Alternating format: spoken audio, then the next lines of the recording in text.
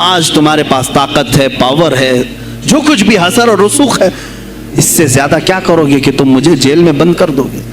अस्सलामु अलैकुम वरहमतुल्लाहि वबरकातुहू। दोस्तों, उम्मीद है आप खैरियत से होंगे। अल्लाह रब्बुल इज़्ज़त आलम इस्लाम को अपने हिफ्ज़ व अमान में रखे, आमीन या रब्बुल आलमीन। और ख़ुसूसन हमारे उलमाए दीन और ख़ुसूस बिलख़ुसूस फ़िलिस्तीन के मुसलमानों पर अपना ख़ास फ़ज़ल व करम फ़रमाए, आमीन या रब्बुल आलमीन। दोस्तों, आज मैं और मेरे बड़े भाई जनाब क़ारी कैफ़ अशरफ साहब एक टॉपिक के ऊपर बात करना जा रहे हैं। टॉपिक किसी और का नहीं बल्कि मुफ्ती सलमान अज़हरी साहब के बारे में है। मैं ज़रा इस्लामिक नॉलेज के लिए बड़े भाई जनाब कैफ़ अशरफ साहब को अपने साथ लाया हूँ। मैं आज ये जानना चाहता हूँ इस वीडियो में कि असल मायने में मुफ्ती के क्या माने होते हैं। तो कैफ़ भाई हमारे नाज़रीन को एक बार समझाइए, ये जो मुफ्ती की जो पढ़ाई है ये क्या है, क्योंकि इस बारे में आपको पता होगा, आपने वीडियोस वगैरह भी देखी होंगी। जो अभी मुदासा के कोर्ट में एक लेडीज़ जज साहब थी, उन जज साहब ने मुफ्ती की डेफिनेशन भी पूछी थी। तो आइए हम समझते हैं जनाब कैफ़ अशरफ साहब से कि मुफ्ती की जो है वो डेफिनेशन क्या होती है असल में। तो जी कैफ़ भाई बताइए ज़रा। बिस्मिल्लाहिर्रहमानिर्रहीम। जैसे कि इस्लाम में धार्मिक जो लोग होते हैं उनको आलिम, फाजिल, हाफिज़, मुफ्ती के नाम से लोग जानते और पहचानते हैं। बिल्कुल बिल्कुल। तो इसमें जो मुफ्ती जो दर्जा है ना, वो सबसे आला दर्जे की जो पढ़ाई होती है मुसलमानों में दीनी तालीम को लेकर के, उनको मुफ्ती कहा जाता है। शुरुआत होती है जैसे एक हाफिज़ कुरान है तो कुरान को हिफ्ज़ करने वाले को हाफिज़ कहते हैं, कुरान को बगैर देखे मुकम्मल याद करने वाले को। उसके बाद आगे बढ़ते हैं तो एक आलिम की बात आती है। आलिम वो होता है जो कुरान का तर्जुमा बगैर देखे कर ले कुरान की आयतों के साथ साथ। आलिम की पढ़ाई हो गई, फजीलत की पढ़ाई हो गई, मौलवी की पढ़ाई हो गई। इन पढ़ाइयों से जब ऊपर आदमी बढ़ता है तब जाकर के एक मुफ्ती बनता है। मुफ्ती तहकीक को कहते हैं, किसी चीज़ की तहकीक कर लेने को मुफ्ती कहते हैं। तमाम चीज़ों की दीन की तमाम मालूमात को हासिल करने के बाद उसकी तहकीक करने वाले को मुफ्ती कहते हैं। मुफ्ती का काम असल में ये होता है कि शरीयत में जो चीज़ें होने वाली हों या हालत हाजिरा में जो चीज़ें हो रही हों या होने वाली हों, उनको मद्देनज़र रखते हुए इस्लाम की किताबों से, शरीयत की किताबों से, हदीसों से, कुरान से उन चीज़ों का मसला हल करना, उस पर फतवा नवेशी करना, फतवा देना। तो मुफ्ती का असल काम है फतवा देना। वो जो फतवा देता है वो कुरान और हदीस की रोशनी में देता है।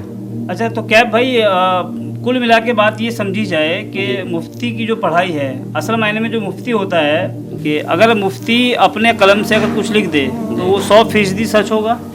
देखिए, इसमें बात दरअसल ऐसी है कि अल्लाह ताला अपने बंदों पर कुछ ऐसे उनके बंदे होते हैं जिन्हें औलिया इकराम भी कहा जाता है। अल्लाह के वो नेक बंदे होते हैं, अल्लाह ताला उनको गैब की बातें भी जो है ना अपने ज़रिए बता देता है। तो बहुत से मुफ्तियान इज़ाम ऐसे हैं, अल्लाह ने उनको इतनी ताकत दे रखी होती है इल्म की वजह से कि वो आने वाले वक्त में क्या चीज़ें होने वाली हैं उन मसाइल को भी वो अपने ज़हनी एतबार से पहले ही देख लेता है, पहले ही परख लेता है कि हो सकता है कि शरीयत के मामले में भी ये चीज़ें, शरीयत के मामले में ये चीज़ें पेश आने वाली हैं। तो उस हिसाब से वो पहले ही उस पर फतवा दे देता है कि ये चीज़ें होने वाली हैं। मिसाल के तौर पे मैं आपको बताऊं कि जैसे एक हमारे यहाँ फ़ोटोग्राफ़ी वगैरह जो है हराम है, तस्वीर कशी हमारे यहाँ हराम है, और टीवी वगैरह वीडियो वगैरह बनाना भी हमारे यहाँ हराम। मगर दौरे हाज़िरा में इस वक्त जिस दौर में हम जिस जनरेशन में जी रहे हैं, इस दौर में हमारे लिए वीडियो वगैरह, टीवी वगैरह की बहुत ज़्यादा ज़रूरत है। इसी तरीके से फ़ोटोग्राफ़ी की भी इस दौर में बहुत ज़्यादा ज़रूरत है। जैसे मिसाल के तौर पे आप आईडी कार्ड वगैरह ले लें, पासपोर्ट ले लें, तो इसमें ज़रूरत पड़ती है, मगर हराम है। तो अगर हराम है तो इसका हमें कौन बताएगा कि इसका हम शरई इस्तेमाल किस तरीके से कर सकते हैं। जो नाजायज़ हैं वो चीज़ें नाजायज़ हैं, मगर उसका शरई तरीके से, इस्लाम के नज़रिए से, शरीयत के नज़रिए से हम उसका किस तरीके से सही इस्तेमाल कर सकते हैं, उसके बारे में हमें अगर कोई बताएगा तो वो मुफ्ती होता है। जैसे वीडियोग्राफ़ी भी नाजायज़ व हराम थी, मगर एक वक्त ऐसा आया कि बहुत सारे हमारे अहले सुन्नत के बड़े आलिम दीन मुफ्तियान इज़ाम ने इसके बारे में हमें परमिशन दी कि हमें इस चीज़ की इजाज़त दी कि अगर हमें इसकी ज़रूरत है, शरई अगर ज़रूरत है तो हम इसका इस्तेमाल कर सकते हैं। तो हमें यहाँ से परमिशन मिल गई। पहले अगर ये हम चीज़ें करते थे, अगर वीडियो देखते थे तो हम गुनहगार थे। बिल्कुल बिल्कुल। मगर हमारा फ़ायदा ये है, हमारे मुफ्तियों का फ़ायदा हमारे लिए ये है कि अगर कोई मुफ्ती तहकीक करके अगर हमें इसके बारे में परमिशन दे दे कि शरीयत के दायरे में आप ये काम कर सकते हैं, वीडियो देख सकते हैं, वीडियो बना सकते हैं, या टीवी की शक्ल में हो। देखिए वीडियो की कई किस्में हैं, टीवी की कई किस्में हैं। ज़रूरी नहीं कि बड़ी स्क्रीन को ही हम टीवी कहेंगे, या बड़े जो है ना बड़े टीवी हो गया या बड़ी स्क्रीन को ही हम कहेंगे। आजकल हमारे यहाँ हर किसी के हाथ में टीवी है, वीडियोग्राफी फ़ोन के ज़रिए हम देख रहे हैं, तो बड़ी शक्ल की ज़रूरत नहीं है। छोटी की भी, छोटे फ़ोन में भी हम देख सकते हैं, बड़े फ़ोन में भी देख सकते हैं, लैपटॉप वगैरह हो गया, कंप्यूटर वगैरह हो गया, तो कई किस्में इसकी निकलती हैं। तो अगर इसका हम शरीयत के दायरे में रह कर के शरई एतबार से सही इस्तेमाल करें तो ये हमारे लिए जायज़ है, और इसको जायज़ करार देने वाले हमारे मुफ्तियाने निज़ाम हैं। अब अगर कोई फतवा अगर वो देते, इसमें ये भी है, उनके ऊपर भी बड़ी जो है ना तलवार लटकी रहती है। उनको भी फतवा देने से पहले बड़ी तहकीक करनी पड़ती है, कुरान और हदीस के बहुत सारे मुताले करने पड़ते हैं, उसके बाद जा कर के वो फतवा देते हैं। अगर कोई फतवा इस्लाम से, अगर कोई फतवा शरीयत के ख़िलाफ़ अगर उन्होंने गलती से दे दिया तो अगर कोई फतवा उन्होंने शरीयत से हट करके दे दिया और मुसलमानों ने उसको फॉलो कर दिया तो मुसलमानों का तो कुछ भी नहीं किया, मगर उस फतवा देने वाले की महशर में बड़ी पकड़ हो जानी है। अल्लाह तबारक ताला उससे बड़ा कड़ा हिसाब भी लेगा। इसीलिए कोई भी मुफ्ती फतवा देता है तो फतवा देने से पहले बड़ी तहकीक करता है, बड़ी पढ़ाइयाँ करता है, बहुत मेहनत और मुशक्क़त के बाद वो फतवा देता है। और वो हम जैसे आवाम के लिए बड़ी आराम की बात होती है, बड़ी राहत की बात होती है, और हम उसका इस्तेमाल करते हैं। अच्छा, इसको क्या भाई इस तरीके से ले सकते हैं कि भाई एक वक्त ऐसा भी आता है कि इंसान के ऊपर खाना भी हराम हो जाता है। मैंने किसी आलिम दीन से ही ये बात सुनी थी जी कि अगर आप जो है ना हद से ज़्यादा अगर खाना खा लोगे तो वो भी आपके लिए नुकसानदेह है। देखिए जाहिर सी बात है, जैसे कि मिसाल के तौर पे आप ले लें, अगर कोई चीज़ अगर ज़्यादा आप खाएंगे तो उससे क्या नुकसान है, उससे आपकी जान का ख़तरा है, बिल्कुल दुनिया भर की बीमारियों का ख़तरा है। मतलब हर चीज़ के जो है ना दो पहलू हैं। अगर आप सही चीज़ के लिए कुछ इस्तेमाल कर रहे हो तो वो बेहतर है, गलत चीज़ के लिए कर रहे हो तो वो गलत है। बिल्कुल सीधी सी बात है, सीधी सी बात। अच्छा, ये मेरा जो है ना ये पूरी बात करने का मेरा जो इरादा था वो ये था कि मैंने एक मुफ्ती सलमान नदवी साहब का एक बयान सुना जी, और वो बयान तकरीबन 2 से 3 साल पहले का था।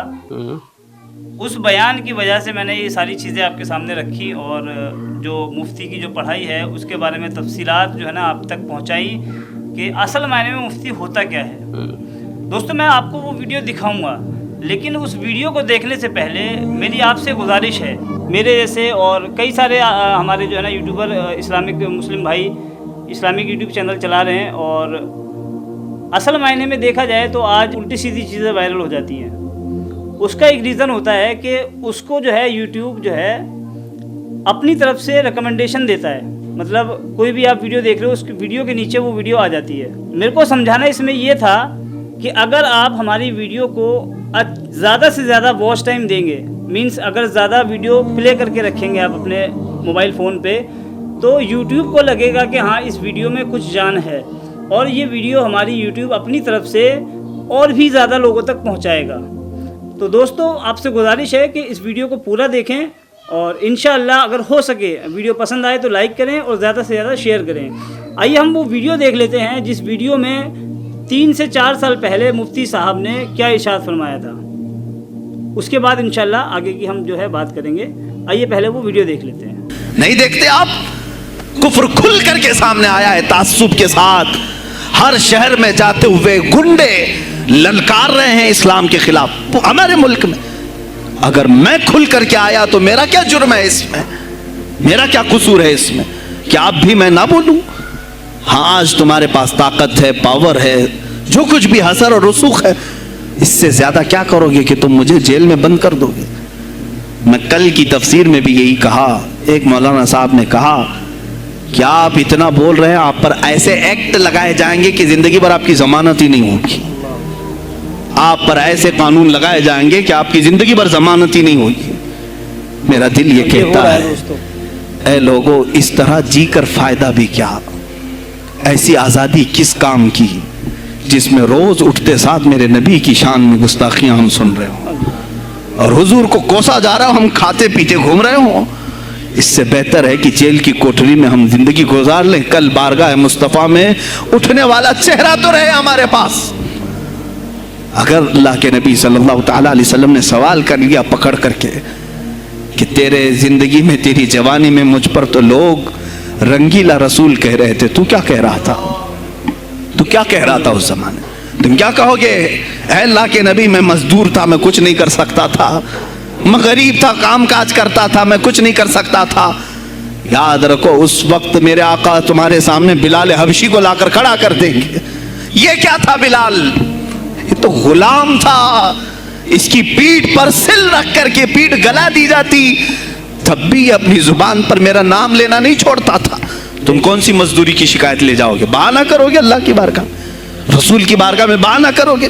ऐ गिरोहे उलमा, तुमको अल्लाह ने मिंबर दिए हैं खिताबत के लिए, अल्लाह ने अपने रसूल का मिंबर तुम्हें दिया है, इसलिए नहीं कि तुम हुकूमत की खुशामदी करो, तुम अपने वक्त के तागूती कुव्वतों की खुशामदी करो, इसलिए नहीं, बल्कि आज तुमसे कौम मुसाफा करके हाथ चूमती है सिर्फ इसलिए कि तुम्हारी जुबान पर नाम मुस्तफा है। आज उलमा की जो इज्जत है सिर्फ इसलिए, तुम्हारी पगड़ियां, तुम्हारे जुब्बे देख करके कौम इज्जत नहीं करती, सिर्फ इसलिए इनके दिलों में तुम मचलते हो कि तुम मुस्तफा करीम की बातें करते हो। उलमा को जानना चाहिए कि तुम्हारी इज्जत नबी से वाबस्ता है। आबरूए माज़ा नाम मुस्तफास्त, हमारी आबरू, इकबाल ने कहा था, हमारी आबरू नाम मुस्तफा से वाबस्ता है। अगर उसी नाम को किसी ने छेड़ा तो फिर हमारा जी कर मतलब क्या है? हम किस काम के? मैं एक मिसाल से समझाता हूं। मस्जिद है, दीवार के पेंट को अगर किसी ने खुरच लिया तो हो सकता है माफ कर दें, हम उसको छोड़ दें। किसी ने लकीर निकाल दी दीवार पर, हम छोड़ दें उसको, लेकिन मियां वो हमारे सामने आकर पिल्लर हिलाने लग गया और मस्जिद का ये पिल्लर तोड़ने लग गया, खामोश बैठोगे? और अगर तुम खामोश बैठे तो इसका अंजाम क्या होगा? उसने पिल्लर हिलाया तो सिर्फ पिल्लर नहीं टूटेगा, ये छत पूरा सबके ऊपर गिरेगा। आज जालिम कुफार पूरे तुम्हारी जड़ को हिला रहे, मेरे नबी की जात को, सीधे मुस्तफा करीम की जात को हिला रहे हैं। अल्लाह के हबीब सल्लल्लाहु ताला अलैहि वसल्लम की नामूस को हल्के में मत लेना मेरे अजीजों। लाखों जाने जाती हैं, जाए इस्लाम पर, हुजूर अकरम सल्लल्लाहु ताला अलैहि वसल्लम की जात को हल्के में मत लेना। और अगर इन्होंने हिलाना शुरू किया है अगर हुजूर की जात पर, हैरत हो रही, 25,000 पोस्ट तुम में से किसने कंप्लेंट की है? साइबर क्राइम को कंप्लेंट कर सकते थे, हमारे जज्बात को ठेस पहुंचा है। हम आजाद मुल्क में रह रहे हैं, मेरे नबी से छेड़छाड़ क्यों हो रही है? किसी ने आवाज उठाई? कुछ हैं इल्ला माशाअल्लाह, कुछ उलमा, कुछ वकला इसके पीछे लगे हुए हैं, लेकिन मेरे अजीजों हर मुसलमान का यह हक़ है, तुम्हारी निस्बत रसूल पाक से है। अब इन्होंने हिलाना शुरू किया तो इंतजार करो, जिस दिन ये छत गिरेगी आजाब बनकर सब पीछे जाएंगे, सब उसमें गिरफ्तार होंगे। इंशाअल्लाहुल अजीज हम मुहिम छेड़ेंगे, हम मुहिम छेड़ेंगे इस बात की। अगर आज तुम कसरत में हो तो इसका क्या मतलब, जो चाहे तुम कर लोगे। हम इतने गए गुजरे तो नहीं हैं कि हमारे नबी के ऊपर भी तुम चले जाओ। हाँ, हमें रौंद दिया, हमें मार दिया, हमें कत्ल कर दिया, सब बर्दाश्त कर लिया, लेकिन अब इससे आगे नहीं बर्दाश्त करेंगे इंशाअल्लाहुल अजीज। मैं आवाज़ देता हूँ इसी मिंबर से, ए गिरोह उलमा, ए जमात सूफिया, ए खानकाह के गद्दी नशीनों, बाहर आओ, आओ हुकूमत वक्त से एक मुतालबा ये करो, ए हुकूमत वक्त के तख्त पर बैठने वालों, हमारे हिंद में पार्लियामेंट में भी ऐसा कानून पास करो कि कोई मेरे नबी की जात पर भौंके तो उसे मौत की सजा हो जाए। बेशक बेशक बेशक हम ये चाहते हैं। बेशक। अगर इस कानून को तुम्हें लाने में कुछ जिंदगियों की जरूरत है तो ये फकीर हाजिर है और मेरे साथ भी कुछ तुम्हारे लिए हाजिर हो, ले लो हमारी जाने और एक कानून ऐसा बना दो ताकि कयामत तक फिर यहाँ पर कोई ना भौंके मेरे नबी की जात पर। तुम कानून सिर्फ मेरे नबी के लिए नहीं, तुम अपने देवी देवताओं के लिए बनाओ, शांति से रहो। हमने कभी तुम्हारे खिलाफ भौंका नहीं है, हमने कभी देवी देवताओं को छेड़ा नहीं है, इसलिए कि इस्लाम इसकी इजाजत नहीं देता। हम गाली नहीं देते, हम इस्लाम की हक्कानियत से बयान करते हैं, लेकिन खामोश रहने की ये सजा हमें दी जा रही है कि हमें गालियां देते देते ये अब हमारे नबी तक पहुंच गए, हमारी माँ आयशा सिद्दीक़ा तक पहुंच गए और हमारे तमाम अकाबिरीन असलाफ तक पहुंच गए। اور 25 کروڑ کی تعداد میں خاموشی یہ اچھی نہیں ہے میرے عزیزوں، اچھی نہیں ہے۔ آج افسوس اسی بات کا ہے جن کو اللہ تعالیٰ نے اپنے نبی کی نیابت عطا کی ہے، وہ نائب رسول ہیں یا کسی خانقاہ کے گدے نشین ہیں، تم یہ مت سمجھ لینا کہ تمہارے آبا و اجداد کمال کے تھے، بزرگان دین تھے، تم چھوٹے جاؤ گے۔ نہیں، سوال تو ہوگا، تمہیں سوال ہوگا، مجھ سے بھی ہوگا، میں یہ نہیں کہہ رہا ہوں کہ میں کوئی الگ ہوں، سوال ہوگا۔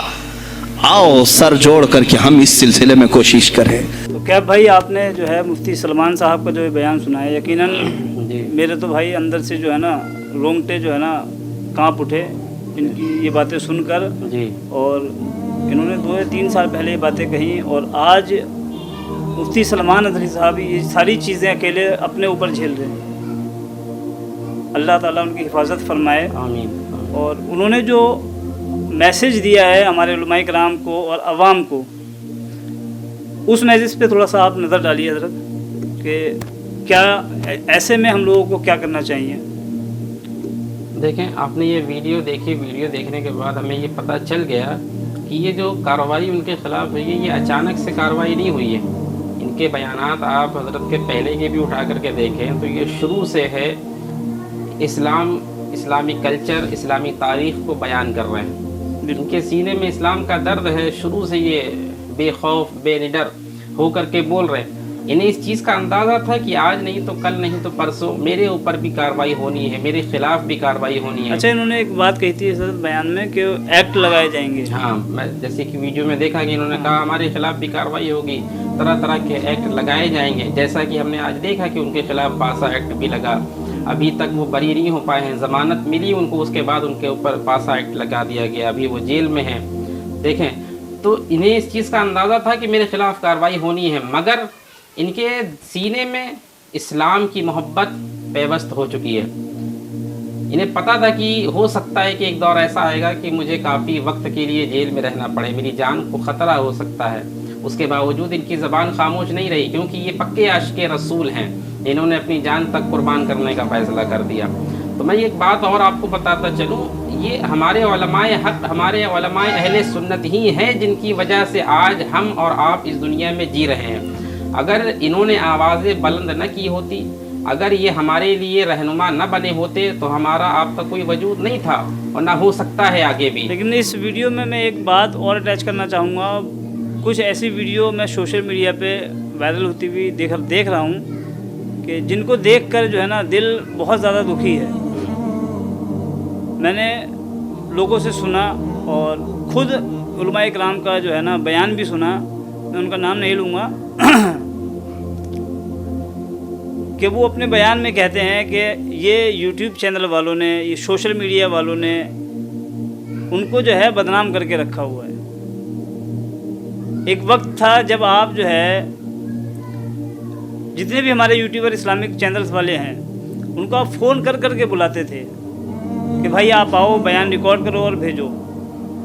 آج جب مفتی سلمان ندوی صاحب کے ساتھ یہ کارروائی ہو گئی ہے تو میں علماء دین سے یہ گزارش کروں گا کہ کم از کم آپ جو ہے ایسے بیانات نہ دیں جس سے ہماری عوام بھی جو ہے بدزن ہو جائے۔ جی بالکل، کیونکہ آپ ہی ہمارا ایک جو ہے نا، آپ ہمارے پیشوا ہیں۔ اگر آپ ہی ہمارا ساتھ چھوڑ دیں گے تو پھر کون ہمارا ہاتھ پکڑنے کے لیے راضی ہوگا؟ دین اسلام ہمیں جو ہے نا رسول اللہ صلی اللہ علیہ وسلم سے ملا اور صحابہ اکرام، تابعین، تبع تابعین، بزرگان دین، علماء اکرام کے ذریعے ہم تک پہنچا۔ ہمارے کاندھوں میں اتنی طاقت نہیں کہ ہم اس بوجھ کو اپنے اوپر اٹھا سکیں۔ حق آواز اٹھانے کی بات ہوتی ہے تو اس میں ہمیشہ سے علماء کرام نے آگے بڑھ چڑھ کر جو ہے نا حصہ لیا ہے۔ یہ مفتی سلمان ندوی صاحب کے ساتھ جو کارروائی ہوئی ہے نا، اس کو دیکھ کر آپ ڈریے مت بالکل بھی۔ انشاءاللہ آپ نظر اٹھا کے دیکھیں گے تو عوام جو ہے وہ آپ کے پیچھے کھڑی ہوگی۔ آپ بالکل بھی ایسے بیان نہ دیں جس سے عوام کا جو ہے دل دکھے۔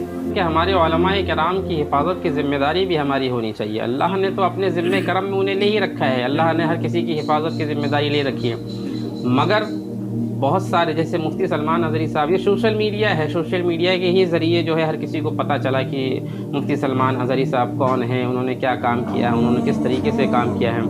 تو سوشل میڈیا کی طاقت ہے اس دور میں، جو مفتی سلمان اظہری کو ہم اور آپ ساری دنیا بچہ جانتا ہے. اسی طریقے سے ہمارے بہت سے علماء کرام ہیں جنہوں نے اس طرح کی آوازیں اٹھائی ہیں، جن کے تعلق سے، جن کے بارے میں آپ نہیں جانتے.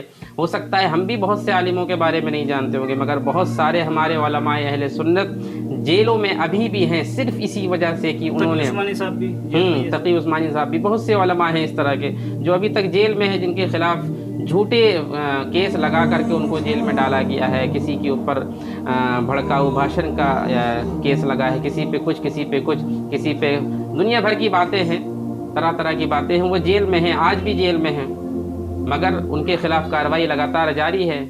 جبکہ ہم دوسری طرف دیکھیں گے تو بہت سے ایسے کیس ہیں جو دوسرے دھرم کے لوگ ہیں ان کے خلاف ہیں، مگر انہیں ترنت بیل مل جاتی ہے، وہ پھر ترنت آنے کے بعد بھی وہی سارے کام کرتے ہیں. تو یہ ہندوستان سیکولر ملک ہے، یہ ہندوستان کسی ایک کی جاگیر نہیں ہے. یہ ہندوستان ہندو، مسلم، سکھ، عیسائی، ہر طرح کے لوگ یہاں رہتے ہیں. یہ ہندوستان امن اور پسند لوگوں کا یہ ملک ہے. تو یہاں پر یہ ساری چیزیں اچھی نہیں ہیں. ہمارا مطالبہ یہ ہندوستانی گورنمنٹ سے بھی ہے کہ اس پہ خاص طور سے توجہ فرمائے. ہندو مسلم ایکتا کو نہ توڑے، جو لوگ توڑتے ہیں ان کے خلاف کارروائی بھی کی جائے. مگر ہمارے علماء اہل سنت جو اس دیش کے لیے قربانی دے چکے ہیں اور جو دے رہے ہیں، ان کے خلاف جھوٹی کارروائی نہ ہو. بالکل حق فرمایا حضرت آپ نے. اور رمضان المبارک کا مہینہ جو ہے رواں دوا ہے، جتنی زیادہ سے زیادہ ہو سکتی ہے اتنی ہمارے علماء کرام کے لیے دعا کی جائیں تاکہ وہ جس بھی مقدمے میں جیلوں کے اندر ہیں وہ جلد سے جلد وہاں سے رہا ہو سکیں.